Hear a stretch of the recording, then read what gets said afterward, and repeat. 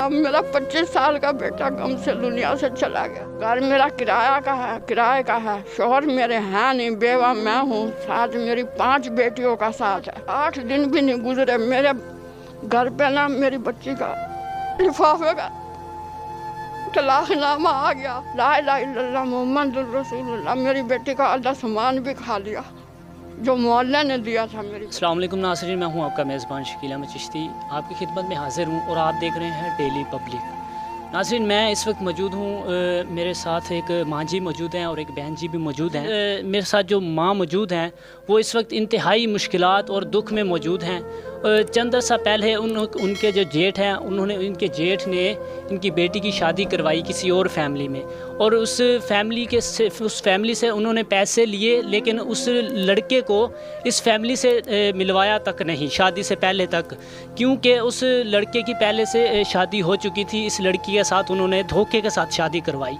तो ये मामलात जो थे इनके साथ ये कैसे पेश आए, मज़ीद हम जानते हैं इस माँ जी से। अस्सलाम वालेकुम माँ जी। वालेकुम सलाम।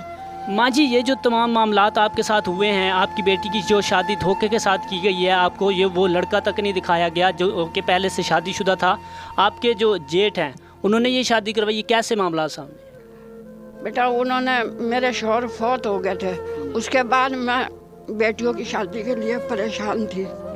तो मेरे जेठ ने और मेरा भांजा आया, मैंने उनको कहा कि मेरी बेटे की मैंने शादी करनी है। तो मेरे भांजे ने कहा कि मामी मैं शादी करवा देता हूँ। मैंने कहा चलो सही है। मेरे भांजे ने जाके अपने ससुर के साथ सलाह की, तो दोनों मामू भांजे ने ना मेरी बेटी का रिश्ता करवाया। उसके बाद मुझे बताया, मैंने उनको जवाब दिया कि मैं अपनी लड़की की शादी लड़के को देख के कर दूँगी, मैं देखने आऊँगी मियाँ वाली। तो उन्होंने कहा कि मैं ताया भी हूँ, बाप भी हूँ, और मेरे भांजे ने कहा मैं भाई भी हूँ और दामाद भी हूँ। मैं अपनी बहन के साथ, और इसके ताया ने कहा मैं अपनी बेटी के साथ धोखा नहीं कर सकता। मैंने कहा नहीं, मैंने देख के शादी करनी है। उन्होंने कहा तुझे हमारे ऊपर एतबार नहीं है। मैंने कहा एतबार है, लेकिन मेरी बच्ची है, मुझे सुकून आ जाएगा देख लूँगी। तो उन्होंने ना मुझे नहीं कहा कि भाई तू आ। मैंने बहुत उनके साथ मिन्नत की। उन्होंने कहा कि नहीं आना, हम खुद शादी कर देंगे, हम उसके बाप भी हैं, माँ भी, भाई भी, सब कुछ हैं। उसके बाद उन्होंने जल्दी मचाई, 2 महीने के अंदर अंदर मेरी बेटी की शादी करवा दी। हमें नहीं पता था कि उसकी बीवी फौत हो गई या उसके बच्चे हैं, कुछ भी हमें मेरे जेठ और मेरे भांजे ने कुछ भी नहीं बताया।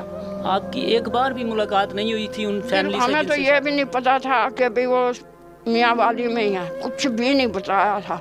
उन्होंने कहा कि रिश्ता बहुत अच्छा है और तुझे आने की ज़रूरत नहीं है, मैं बाप भी हूँ, ताया भी हूँ, मैं इसके लिए बुरा सोचूंगा। उसके बाद मेरी बेटी की 2 महीने 1.5 महीने के अंदर अंदर शादी होगी। और उसके बाद ना फिर मेरी बेटी ससुराल से आई, तो फिर मुझे बताया कि अम्मी उसके 2 बच्चे हैं। मैंने कहा बेटी अब कुछ नहीं हो सकता, तू वहीं रहना, तूने वहीं तेरी मौत है, वहीं ज़िंदगी है, और तूने घर बसाना। मैं दूसरी शादी नहीं कर सकती, ना आज तक हमारे तलाक किसी ने ली, ना हमने दिलवाई। मेरी बच्ची ने फिर भी साथ आना हुआ, किस तरह भी हो सका गुजारा। उसके बाद वो मेरे घर मेरा दामाद दूसरी दफ़ा मेरी बच्ची को लेके आया। आते ही ना अपने बच्चों को लेके चला गया। हमें नहीं पता उसके नाने मामे हैं या ताए चाचे हैं मुल्तान में, वहाँ लेके चला गया सुबह ही। तो मैं आई बाहर से, तो मैंने कहा अच्छा यासिन कहाँ गया? मेरी बेटी ने कहा कि वो अपने मामू के पत्नी चाचा कहाँ गया है। मैंने कहा क्या कह के गया? मेरी बच्ची ने कहा कि वो कह के गया कि मैं 12 बजे आके खाना खा लूँगा। मैंने कहा क्या पकाना क्या रही? वो कह के गया कभी चावल और दाल पका लो। मैंने जो मर्जी किया, मैं गोश्त लेके आई, दाल चावल पकाए, गोश्त पकाया। 12 के बजाय 3 बज गए, 4 बज गए, हम इंतज़ार करते रहे, फ़ोन मिलाते रहे। उस कमबख्त ने ना मेरी बच्ची का फ़ोन नहीं उठाया। उसके बाद हमने अपने जेठ के पास मैंने किया फ़ोन। मेरे जेठ ने कहा कि अच्छा मैं पता करता हूँ। उसने पता किया, उन्होंने कहा कि नहीं आया यहाँ। फिर मैंने अपनी नंद की बेटी की नंद के पास किया। उसने कहा हमें नहीं पता। मैंने कहा मदरसे में देखो, कुरान हिफ्ज़ था वो, उसके ईमान पल्ले नहीं था। जिसकी बहन जी के साथ शादी हुई थी वो हाफिज़ था? जी, मेरी बेटी भी हाफिज़ है और वो भी हाफिज़ था। तो उन्होंने मदरसे में देखा, उन्होंने फिर भी हमें नहीं बताया। उसके बाद ना फिर मैंने अपने जेठ के पास की कॉल। उसने कहा कि उनकी गलती नहीं है, तेरी बेटी का कसूर है। मैंने कहा भाई अगर मेरी बेटी का कसूर है ना, मैं आ रही हूँ, मैं अपनी बेटी का कसूर उनके मुंह से सुनना चाहती हूँ। उन्होंने कहा हम बाप भी हैं, साहब भी हैं, हम झूठ बोल रहे हैं। ऐसे करते करते ना 8 दिन भी नहीं गुजरे, मेरे घर पे ना मेरी बच्ची का लिफाफे का तलाकनामा आ गया, और वो भी मेरे बेटे के नाम। मेरा 25 साल का बेटा गम से दुनिया से चला गया। मैं मनूस हमारी बदनसीबी बैठी रह गई। नाज़रीन, बहन जी की जब तलाक के कागजात घर आते हैं तो इनके भाई जो थे वो बीमार थे, तो जैसे ही उनको पता चलता है कि उसकी बहन को तलाक हो गई है, तो वो दुख और सदमे की वजह से इस दुनिया से भी वो गुजर जाते हैं, इस दुनिया से वो चले जाते हैं।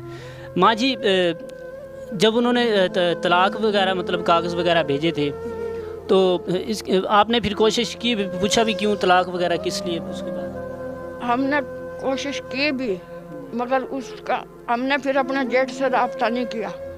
मैंने फिर ना उसकी नंद को कहा, अपनी बेटी की नंद को, मैंने कहा जो तुमने करना था कर लिया, अगर तुम सच्चे थे तो हमें मुंह पे बिठा के बात करनी थी। उन्होंने कहा, हमने कहा अगर तुमने ये बहुत अच्छा काम किया, अभी हुआ नहीं है राजपूतों में, ये पहला काम अब हुआ है।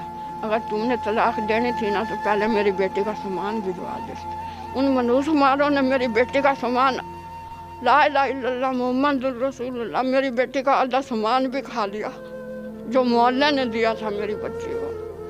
अब आप बहन जी की दोबारा शादी करना चाह रही हैं, इस बारे में अगर हो सकता है तो बेटे ज़रूर मेरी इमदाद करो।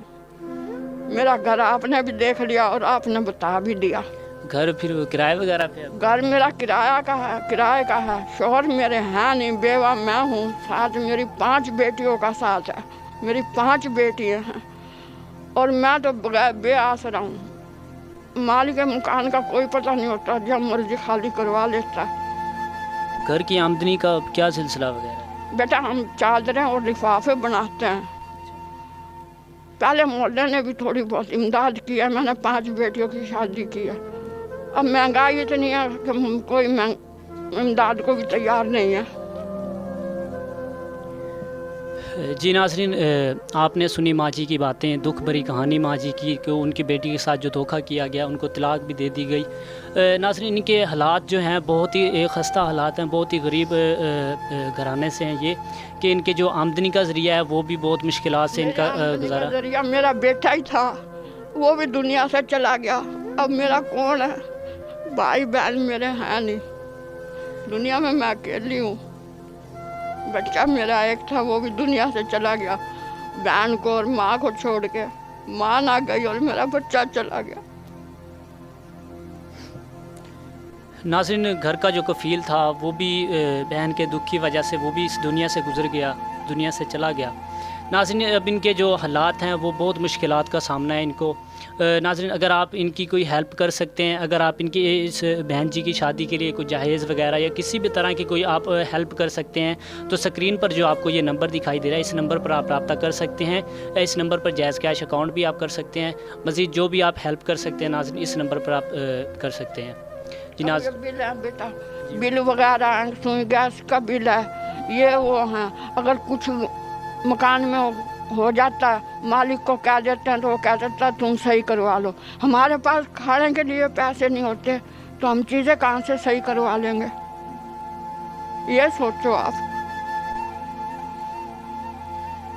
जी नाज़रीन, इसी तरह से मुझे दीजिए इजाज़त, मिलते हैं अगली वीडियो में। अपना ख्याल रखिएगा। अल्लाह हाफ़िज़।